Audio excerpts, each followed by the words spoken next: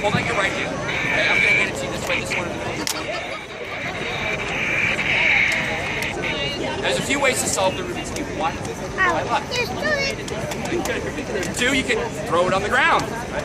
Or you can do it by the algorithm, right? Mathematical sequences. Now the way that those work, whatever little square you're working on, when you cycle through an algorithm, that square ends up in the exact same spot as where it starts. That's how it works, okay?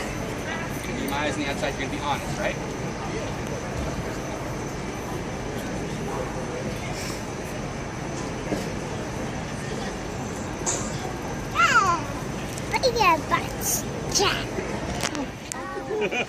Okay, now Tom, as you hold the cube in your hand, I place it in your hand specifically.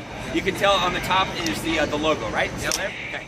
So with that orange one still facing you, what I'd like you to do is with your left hand pick it up and put it into my hand the same way, so that orange side is facing. So the orange one and the white one's here, right? Yeah. Perfect. Okay. You've done a great job. If I do ask you any more questions, continue to be honest, and also I'll have Katie help out if there's anything. Okay? So give me a little handshake. You can head back over there. Just stay there until the end in case I need you. Okay, Tom? All right. Excellent. Remember to say your answers out loud, okay? It's important just because I can't see when you do that.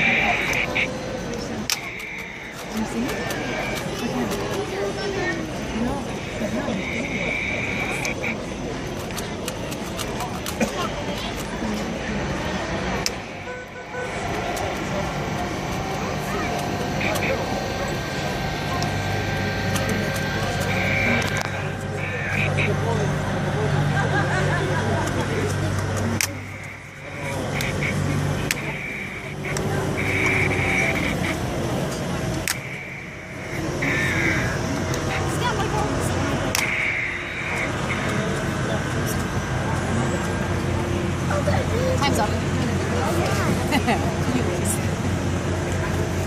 Hey, Mom, I want to sit. All right. Katie, are all the white squares right here? Yes. Okay. Does the top and the middle match? Does it go green and green? Yes. Yes. Okay. Are the people still here? Yes.